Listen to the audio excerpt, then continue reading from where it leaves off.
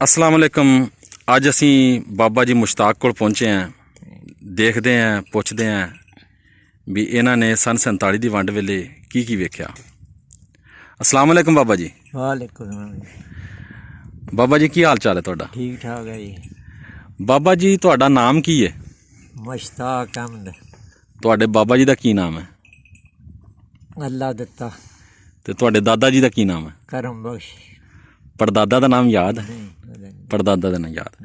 बाबा जी अपना तुहाडी उम्र कितनी है? उम्र 70 साल होएगी। 17 तो 75 होएगी।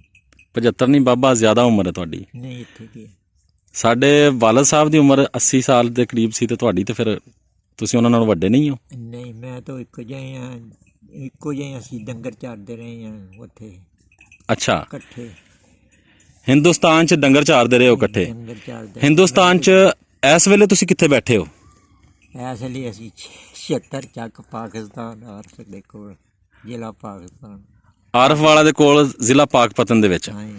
अच्छा बाबा जी तुहाडे जिहड़ा इंडिया च पिंड सी ਉਹ ਕਿਹੜਾ ਸੀ? ਤੋਇਆ ਮਾਖੂਵਾਲ ਵੱਜਦਾ ਸੀ ਇਕੱਠਾ। ਤੋਇਆ ਮਾਖੋਵਾਲ ਇਹ ਕਿਹੜੇ ਤਹਿਸੀਲ ਵਿੱਚ ਸੀ? ਦਸੂਆ। ਦਸੂਆ। ਅੱਛਾ ਬਾਬਾ ਜੀ ਉੱਥੇ ਤੁਸੀਂ ਕਿਸ ਤਰ੍ਹਾਂ ਦਾ ਰਹਿਣ ਸਹਿਣ ਸੀ ਤੁਹਾਡਾ? ਉੱਥੇ ਪਿੰਡ ਵਿੱਚ ਕਿੰਨੇ ਲੋਕ ਸੀ ਰਹਿੰਦੇ? ਪਿੰਡ 'ਚ ਬਹੁਤ ਲੋਕ ਰਹਿੰਦੇ ਸੀ। ਪਿੰਡ ਲਾਮ ਸੀਗਾ ਸਾਡਾ 2 ਮਰਬਿਆਂ ਤੋਂ ਜ਼ਿਆਦਾ, ਤੇ ਚੜਾ ਇੱਕੋ ਹੀ ਸੀਗਾ। ਚੌੜਾ 1 ਮਰਬਾ ਸੀ ਤੇ ਲਾਮ ਸੀ 2 ਮਰਬਿਆਂ ਤੋਂ ਜ਼ਿਆਦਾ।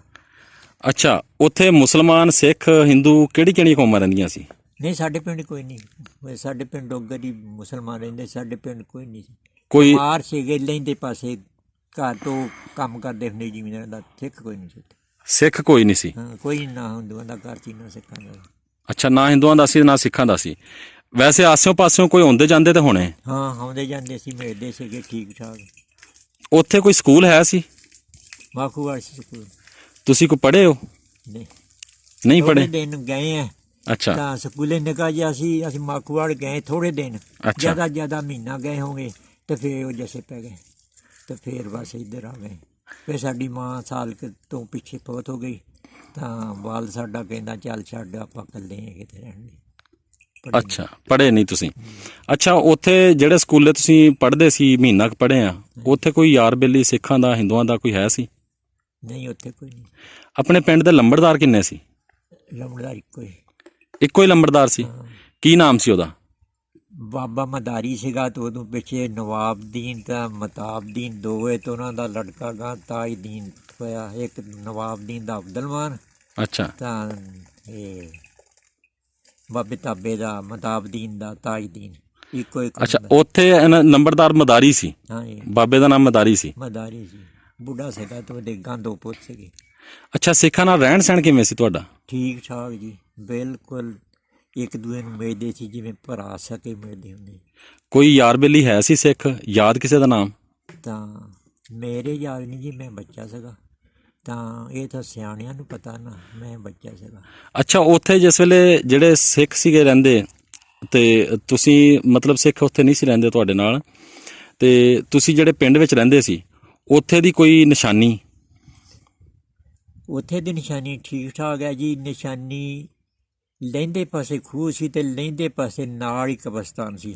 ਅੱਛਾ ਤਾਂ ਤਖੀਆ ਸੀ, ਉਹ ਵਿੱਚ ਹੀ ਮਸੀਹ ਸੀਗੀ। ਤਖੀਏ ਦੇ ਵਿੱਚ ਇੱਧਰ ਸਾਡੇ ਹੈਗੇ ਆ ਚੌਂਕ, ਉੱਥੇ ਸਾਡੇ ਹੀ ਤਖੀਏ। ਅੱਛਾ ਤਖੀਏ ਦੇ ਵਿੱਚ 2 ਬੋਰਡ ਸੀਗੇ, ਅੱਛਾ ਤਾਂ ਨਾਲ ਮਸਜਿਦ ਸੀਗੀ। ਅੱਛਾ ਤਾਂ ਤਖੀਏ ਤੋਂ ਕੁਤਬ ਵਾਲੇ ਪਾਸੇ ਮਸਜਿਦ, ਤੇ ਮਸਜਿਦ ਦੇ ਪਿਛਲੇ ਬੰਨੇ ਸਾਡਾ ਘਰ ਸੀ। ਅੱਛਾ ਮਸਜਿਦ ਦੇ ਪਿਛਲੇ ਪਾਸੇ ਤੁਹਾਡਾ ਘਰ ਸੀ? ਹਾਂਜੀ। ਤੇ ਉੱਥੇ ਤੁਹਾਡਾ ਘਰ ਕੱਚਾ ਸੀ ਕਿ ਪੱਕਾ ਸੀ? ਕੱਚਾ, ਸਾਰਾ ਪਿੰਡ ਹੀ ਕੱਚਾ ਸੀ। ਸਾਰਾ ਪਿੰਡ ਹੀ ਕੱਚਾ ਸੀ? ਤੇ ਲੰਬੜਦਾਰਾਂ ਦਾ ਇੱਕ ਘਰ ਸੀਗਾ ਜਿਹੜਾ ਉਹ ਪੱਕਾ ਸੀ, ਅੱਛਾ ਤਾਂ ਬਾਕੀ ਸਾਰਾ ਪਿੰਡ ਕੱਚਾ ਸੀ। ਅੱਛਾ ਉੱਥੋਂ ਤੁਸੀਂ ਜਿਸ ਨਿੱਕੀਆਂ ਖੇਲਦਿਆਂ ਨੇ ਵੇਖਿਆ। ਉੱਥੋਂ ਜਿਸ ਵੇਲੇ ਤੁਸੀਂ ਚੱਲੇ ਹੋ ਤੇ ਕੌਣ ਚੱਲੇ ਹੋ? ਸਾਰਾ ਪਿੰਡ ਹੀ ਅੱਗੜ ਪਿਛੜੇ, ਇੱਕ ਦੂਏ ਨੂੰ ਕੋਈ ਨਹੀਂ ਸੀਗਾ। ਜਿੱਦਾਂ ਦਸੂਏ ਕੰਪ ਲੱਗੇ ਆਣਗੇ। ਤਾਂ 12 ਪਿੰਡ ਸੀਗੇ ਬਾਣਾ ਦੇ। ਅੱਛਾ ਅੰਗਰੇਜ਼ ਨੇ ਨਾਲ ਲਾਤੇ, ਤਾਂ 44 ਪਿੰਡ ਸੀ ਮੁਸਲਮਾਨਾਂ ਡੋਗਰਾਂ ਦੇ। ਅੱਛਾ ਤਾਂ ਅੰਗਰੇਜ਼ ਦਾ ਰਾਜ ਸੀ, ਉਹਨਾਂ ਨੇ ਡੋਗਰ ਵੀ ਸਖਤ ਕੌਮ, ਤਾਂ ਵਾਣ ਵੀ ਸਖਤ ਕੌਮ। ਅੱਛਾ ਤਾਂ ਅੰਗਰੇਜ਼ਾਂ ਨੇ ਆਖਿਆ ਵੀ ਆਪੋ ਵਿੱਚ ਹੀ ਲੜੇ ਰਹਿਣਗੇ, ਦੁਨੀਆ ਨੂੰ ਨਾ ਤੰਗ ਕਰਨਗੇ। 12 ਪਿੰਡ ਹੋਏ ਤਾਂ ਸਾਰੇ ਦਸੂਏ ਇਕੱਠੇ ਹੋਏ ਸੀ ਕੰਪ 'ਚ। ਅੱਛਾ ਤਾਂ ਉੱਥੇ ਰਹੇ 3 ਮਹੀਨੇ। 3 ਮਹੀਨੇ 3 ਮਹੀਨੇ ਰਹੇ ਜੀ ਉੱਥੇ। ਅੱਛਾ ਤਾਂ ਰਾਤ ਨੂੰ ਜੇ ਦਾਣੇ ਮੁੱਕ ਜਾਣੇ ਤਾਂ ਰਾਤ ਜਾਣਾ ਤਾਂ ਆਪਣੀਆਂ ਪਿੰਡਾਂ ਤੋਂ ਲਿਆਉਣੇ। ਬਹੁਤ 3 ਮਹੀਨੇ ਔਖੇ ਕੱਢੇ। ਪੱਠਾ ਮਾਲ ਡੰਗਰ ਗੱਡਿਆਂ 'ਤੇ ਆਏ ਸੀ, ਉਦੋਂ ਕਿਹੜਾ ਸੀ ਗੱਡਿਆਂ 'ਤੇ ਆਏ।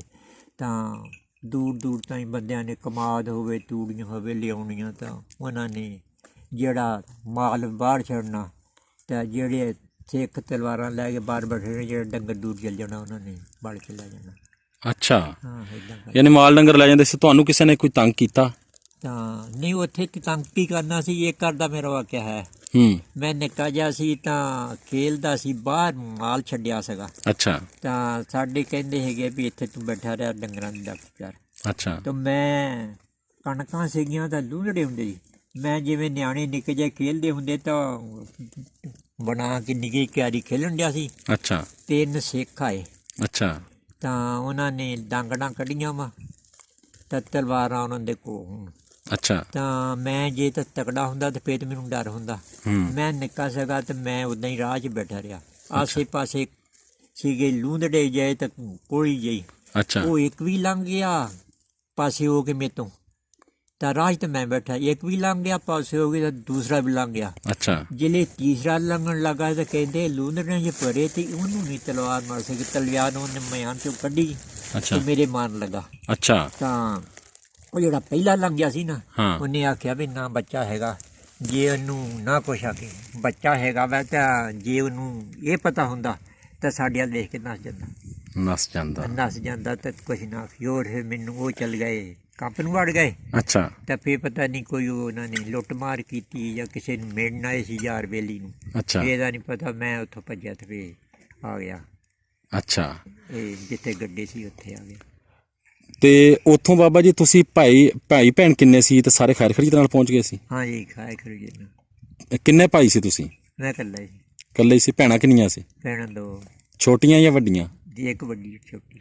ਵੱਡੀ ਭੈਣ ਵੀ ਖੈਰ ਖਰੀਦ ਨਾਲ ਪਹੁੰਚ ਗਈ ਸੀ? ਖੈਰ ਕੇ ਜਿੰਨਾ ਜੀ। ਉਹ ਇਸ ਵੇਲੇ ਕਿੱਥੇ ਹੈ? ਐਸਲ ਫੈਸਲਾਬਾਦ। ਫੈਸਲਾਬਾਦ ਕਿਹੜੀ ਜਗ੍ਹਾ ਤੇ? ਸਰਲੀ ਚੱਕ। ਅੱਛਾ ਸਰਲੀ ਚ ਪਹਾੜ, ਠੀਕੀ ਵਾਲਾ ਅੱਡਾ।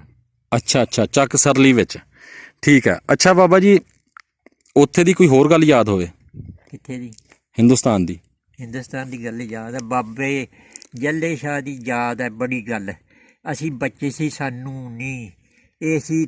ਬਾਬੇ ਅਲੀ ਸ਼ੇਰ ਹੋਣੀ ਤਾਂ ਸ਼ਫੀ ਹੋਣੀ, ਇਹ ਸੀ 5 ਭਰਾ 6 ਭਜਾ। ਸਾਡੇ ਵੱਡੇ ਦੱਸਦੇ ਅੱਛਾ ਇਹ 6 ਭਰਾ ਸੀ। ਤੇ ਜਿਹੜਾ ਬਾਬਾ ਜੱਲਾ ਸੀ ਉਹ ਮਸਤ ਸੀ। ਅੱਛਾ ਉਹ ਮਸਤ ਸੀ ਤਾਂ ਕੰਮ ਨਹੀਂ ਕਰਦਾ ਹੁੰਦਾ ਸੀ। ਕੋਈ ਰੋਟੀ ਖਾ ਜਾਣੀ ਤਾਂ ਸਾਰਾ ਦਿਨ ਤੁਰੇ ਫਿਰਨਾ। ਉਹ ਮਸਤੀ ਹਾਲਤ ਸੀਗਾ। ਠੀਕ ਹੈ। ਤਾਂ ਇੱਕ ਦਿਨ ਇਹ ਕਹਿੰਦੇ ਹੈਗੇ ਵੀ ਰੋਟੀ ਖਾ ਜਾਂਦਾ, ਸਾਰਾ ਦਿਨ ਕੰਮ ਨਹੀਂ ਕਰਦਾ। ਫਲਿਆਂ ਦਾ ਟਾਈਮ ਸੀਗਾ। ਅੱਛਾ ਕਣ ਗਾਉਂਦੇ ਹੁੰਦੇ ਸੀ ਤਾਂ ਉਧਰ ਬਾਹਰ 'ਚ ਪੈਂਦੀ ਪਾਣੀ ਲੱਗਦੀ ਨਾ, ਤੇ ਰੇਤਾ ਸੀਗੀ। ਪਿੰਡ ਛੱਡੇ ਸੀ, ਪਿੰਡ ਤੋਂ ਲਹਿੰਦੇ ਬੰਨੇ ਪੱਕੇ। ਅੱਛਾ ਉੱਥੇ ਸਾਰੇ ਗੱਡਿਆਂ 'ਤੇ ਲਿਆ ਕੇ ਤਾਂ ਕਣ ਗਾਉਂਦੇ ਹੁੰਦੇ ਸੀ। ਅੱਛਾ ਤਾਂ ਇੱਕ ਦਿਨ ਉਹ ਬਾਬਾ ਆ ਗਿਆ ਭਰਾਵਾਂ ਦੇ ਕਾਬੂ। ਕਹਿੰਦੇ ਸਾਰੇ ਜਣੇ ਸਲਾਹ ਕਰ ਲਈ ਵੀ ਇਹਦੇ ਅੱਜ ਥਾਂ ਲੱਗਣਾ, ਇਹਨੂੰ ਪਰਾਇਣ ਫੜਾ ਦਿਓ। ਫਲੇ ਹੁੰਦੇ ਸੀ ਦੋ ਫਲੇ ਵੀ ਜੋੜ ਲੈਂਦੇ ਸੀ। ਵੱਡਾ ਫਲਾ ਬਣਾ ਲੈਣਾ ਜਿਵੇਂ। ਅੱਛਾ ਇਹ ਤਾਂ ਦੋ ਵੀ ਜੋੜ ਲੈਂਦੇ, ਕਾਰਾ ਫਲਾ ਵੀ ਜੋੜ ਲੈਂਦੇ। ਅੱਛਾ ਉਹਨੂੰ ਪਰਾਇਣ ਫੜਾਤੀ ਤੇ ਉਹਨੂੰ ਆਖਿਆ ਵੀ ਅੱਜ ਸਾਰਾ ਦਿਨ ਇਹਦੇ ਥਾਂ ਨਹੀਂ ਲੱਗਣਾ। ਅੱਛਾ ਤਾਂ ਉਹ ਵਾਹੀ ਗਿਆ ਫਲੇ। ਜੇਲੇ 1 ਦਾ 2 ਦਾ ਟਾਈਮ ਹੋਇਆ, ਧੁੱਪ ਬੜਾ ਦਿਨ ਟਿਕਿਆ ਵਾ। ਉਹਨੇ ਆਵਾਜ਼ ਮਾਰੀ ਭਰਾਵਾਂ ਨੂੰ ਵੀ ਆ ਜਾਓ, ਮੈਨੂੰ ਪਾਣੀ ਪਿਆ ਦਿਓ।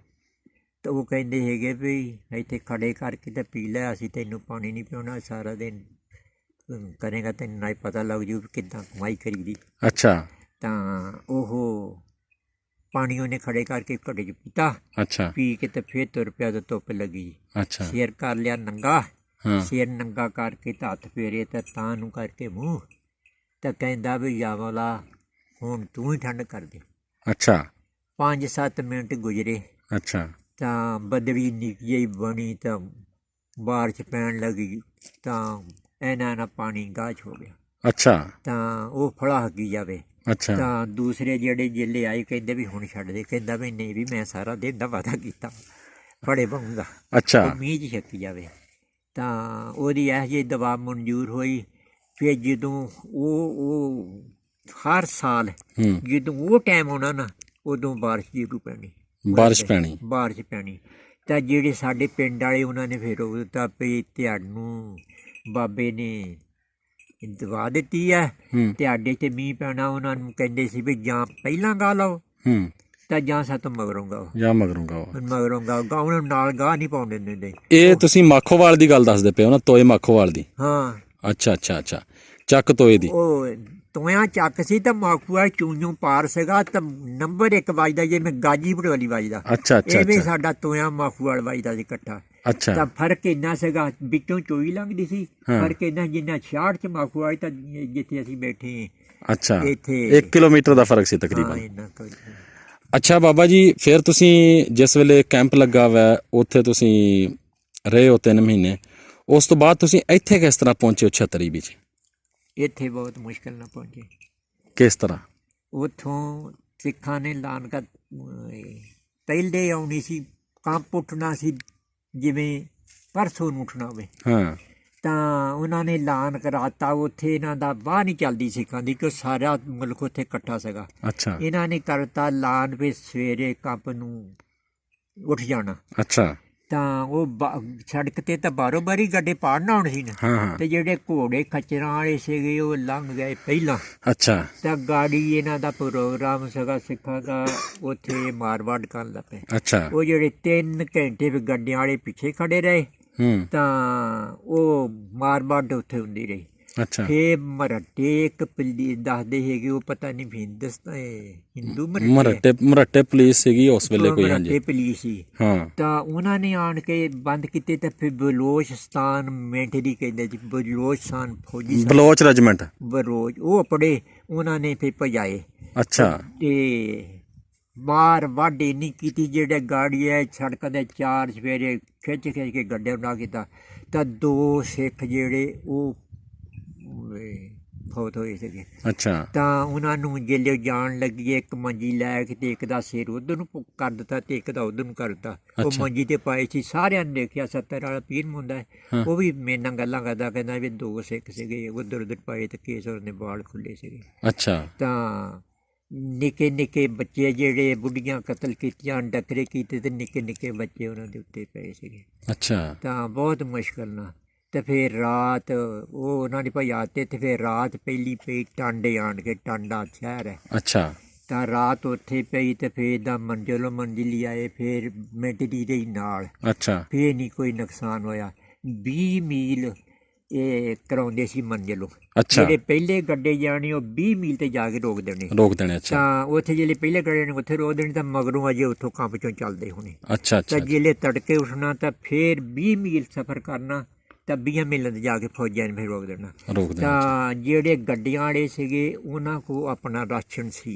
ਅੱਛਾ ਤੇ ਜਿਹੜੇ ਪੈਦਲ ਸੀਗੇ ਉਹਨਾਂ ਕੋਲ ਰਾਸ਼ਨ ਕੋਈ ਨਹੀਂ ਸੀ। ਉਹ ਫਿਰ ਜਹਾਜ਼ ਵਾਲੇ ਪਤਾ ਨਹੀਂ ਪਾਕਿਸਤਾਨ ਘੱਲਦਾ ਸੀ, ਪਾਕਿਸਤਾਨੀ ਘੱਲਦਾ ਹੈਲੀਕਾਪਟਰ ਤੇ ਉਹ ਵੀ ਨੀਵੇਂ ਹੋ ਕੇ ਤਾਂ ਛਿੜਦੇ ਸੀ।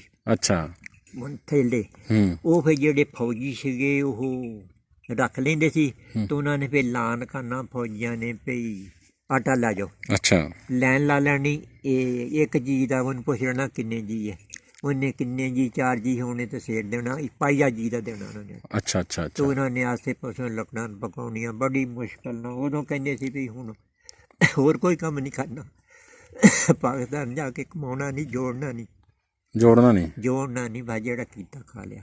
ਹਾਂ ਤਾਂ ਫਿਰ ਪਤਾ ਇਹੀ ਸੀਗਾ ਵੀ ਹੁਣ ਵੀ ਜਾਨ ਨਿਕਲ ਗਈ ਤੇ ਹੁਣ ਵੀ ਜਾਨ ਨਿਕਲ ਗਈ ਤੇ ਹੁਣ ਵੀ ਜਾਨ ਨਿਕਲ ਗਈ। ਅੱਛਾ ਤਾਂ ਜਿਹੜੀ ਮੰਜ਼ਿਲਾਂ ਬਾਗੇ ਆ ਗਈ, ਆਖਰੀ ਜਿਹੜਾ ਮੰਜ਼ਿਲ ਸੀ ਨਾ ਉਹ ਬਾਗੇ ਕੀਤੀ। ਅੱਛਾ ਉੱਥੇ ਦੇ ਕਹਿੰਦੇ ਵੀ ਹੁਣ ਪਾਕਿਸਤਾਨ ਆ ਗਿਆ, ਹੁਣ ਬਚ ਗਏ। ਤਾਂ ਉੱਥੇ ਜਿਹੜੇ ਕੱਡੇ ਛੱਡੇ ਤੇ ਮੋਰਚੇ ਜਿਹੜੇ ਬਣਾਏ ਸੀ ਨਾ, ਹਾਂ ਮੋਰਚਿਆਂ ਦੇ ਮੋਰਚੇ ਵੀ ਉੱਥੇ ਸੀਗੇ। ਅੱਛਾ ਤਾਂ ਮੁੜ ਕੇ ਦੂਏ ਦਿਨ ਉੱਠੇ ਤਾਂ ਫਿਰ ਲਾਹੌਰ ਥਾਣੇ ਉਹਨਾਂ ਦੇ ਬਹੁਤੇ ਤੇ ਲੰਘੇ, ਕੋਈ ਮੁਲਤਾਨ ਲੰਘੇ, ਫੈਸਲਾਬਾਦ ਨੂੰ ਬਹੁਤ ਲੰਘੇ। ਅੱਛਾ ਤਾਂ ਜਿਹੜਾ ਮੂਦਰਾਂ ਦਾ ਮਾਰਖ ਦਾ ਭਰਿਆ ਸੀ ਨੈਤਲੀ, ਤੂੰ ਪਤਾ ਨਹੀਂ 300 ਤੋਂ ਕੀਤਾ ਉਹ ਸੁਰਤ ਗਿਆ ਤਾਂ ਫੌਤ ਹੋ ਗਿਆ। ਹਾਂਜੀ ਉਹ ਇਹਨਾਂ ਨੇ 68 ਵਾਲਿਆਂ ਨੇ ਮੁਕਰਰ ਕੀਤਾ ਵੀ ਜੈਸੇ ਆ ਰਹੇ ਆ ਰਿਹਾ ਗੱਡਿਆਂ ਤੇ ਹੂੰ ਬਰਾਦਰੀ ਸਾਡੀ ਤੇ ਤੂੰ ਚੱਲ ਜਾ ਲਾਹੌਰ। ਅੱਛਾ ਇਹਨੇ ਲਾਹੌਰ ਜਾ ਕੇ ਸ਼ਹਿਰ ਬੜਾ ਸਾਈਕਲ ਦੇਸੀ ਤੇ ਗਿਆ ਜੀ। ਹੂੰ ਇਹਨੇ ਇੱਕ ਪਲਾਟ ਖਰੀਦਿਆ 3 ਦਿਨ ਵਾਸਤੇ ਯੂਰਪ, ਅੱਛਾ 3 ਦਿਨ ਵਾਸਤੇ। ਅੱਛਾ ਵੀ ਕੋਈ ਤਾਂ ਬੰਦੇ ਨਹੀਂ ਇੱਥੇ ਗੱਡੇ ਹੋਣੇ 2-4 ਤਾਂ 2-4 ਆਪ ਹੋਣੇ ਤੇ 2-4 ਸਾਈ ਵਾਲ ਹੋਣੇ। ਹੂੰ ਜਿੱਦਾਂ ਜਿੱਦਾਂ ਕਿਹੜਾ ਇਕੱਠੇ ਆਉਂਦੇ ਸੀ ਹੂੰ ਵੀ ਜਿਹੜਾ ਗੇਤਾ ਆਈ ਜੋ ਸੜਕ ਤੇ ਖੜਾ ਰਹਿਣਾ, ਜਿਹੜਾ ਗੇਤਾ ਆਈ ਗਿਆ ਉਹ ਪਲਾਟ 'ਚ ਵੜ ਜਾਣਾ ਅੱਛਾ ਜਿੰਨੇ ਐ ਨੂੰ ਹੋਣਾ ਸੀਗਾ। ਹੂੰ ਤਾਂ ਸਾਰਾ ਦਿਨ ਖੜਾ ਰਿਹਾ, ਜੇ ਲਿਆ ਆਖਰੀ ਗੱਡੇ ਲੰਘੇ ਤੇ ਉੱਥੇ ਕੰਪ 'ਚ ਕਰ ਲਏ ਇਕੱਠੇ, ਅੱਛਾ ਇਹ ਪਲਾਟ 'ਚ ਇਕੱਠੇ ਕਰ ਲਏ। ਹੂੰ ਜਿਨ੍ਹਾਂ ਨੇ ਵੀ ਆਖਿਆ ਵੀ ਅਸੀਂ ਫੈਸਲਾਬਾਦ ਜਾਣਾ, ਉਹ ਫੈਸਲਾਬਾਦ ਚੜ ਗਏ। ਜਿਹੜੇ ਸਾਡੀ ਬਰਾਦਰੀ ਦੇ ਸੀਗੇ, ਇਹਨਾਂ ਦੇ ਇਹ ਲੱਗਦੇ ਮੌਲਾਵਾਸ਼ਵਰਾਂ ਦੇ, ਹੂੰ ਹੂੰ ਉਹ ਤੇ ਜਿਹੜੇ ਜਮੀਰੀਆਂ ਦੇ ਸੀਗੇ, ਜਮੀਰ ਦੇ ਸੀ ਤੇ ਉਹ ਟੇਟਾਂ ਦੇ ਸੀ। ਅੱਛਾ ਤਾਂ ਉਹ ਆ ਗਏ ਇੱਥੇ ਤੇ ਫਿਰ ਦੂਏ ਦਿਨ ਰਾਤ ਨਹੀਂ ਉੱਥੇ। ਹੂੰ ਤਾਂ ਰਾਤ ਉੱਥੇ ਨੇ, ਤੜਕੇ ਵੀ ਉਹ ਕਹਿੰਦਾ ਵੀ ਚਲੋ ਹੁਣ ਮੇਰੇ ਨਾਲ ਗੱਡੇ ਜੋੜੋ। ਅੱਛਾ ਤਾਂ ਲਾਹੌਰ ਦਾ ਸ਼ਹਿਰ ਲਗਾ ਕੇ ਹੂੰ ਤਾਂ ਤੇਰਾ ਹੁੰਦਾ ਸੀ ਬਾਬਾ ਹੂੰ ਸ਼ਫੀ।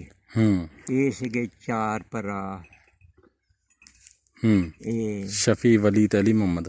ਨਹੀਂ, 4 ਭਰਾ ਸੀ। ਬਾਬਾ ਫਜ਼ਲਦੀਨ ਸੀਗਾ ਅੱਛਾ ਅੱਛਾ ਅੱਛਾ ਅਬਦੁਲ ਹਾਂਜੀ ਉਹਨਾਂ ਦਾ, ਅੱਛਾ ਅੱਛਾ ਤੇ ਅੱਛਾ ਬਾਬਾ ਸਤਰਦੀਨ ਸੀਗਾ ਉਹਨਾਂ ਦਾ, ਠੀਕ ਠੀਕ ਠੀਕ ਖਾਤਮ ਸਦਰਦੀਨ ਸਾਹਿਬ। ਹਾਂਜੀ ਤਾਂ ਬਾਬਾ ਕਰਮਦੀਨ ਸੀਗਾ, ਉਹ ਤੁਸੀਂ ਦੇਖਿਆ। ਹਾਂਜੀ ਠੀਕ ਹੈ ਤਾਂ ਸ਼ਫੀ ਸੀਗਾ, ਉਹ ਬੜਾ ਜਵਾਨ ਸੀ, 7 ਫੁੱਟ ਤੋਂ ਜ਼ਿਆਦਾ ਜਵਾਨ ਸੀ। ਅੱਛਾ ਬੱਚਾ ਉਹਦਾ ਕੋਈ ਨਹੀਂ ਸੀਗਾ, ਅੱਛਾ ਕਾਮਾ ਵੱਡਾ ਸੀਗਾ।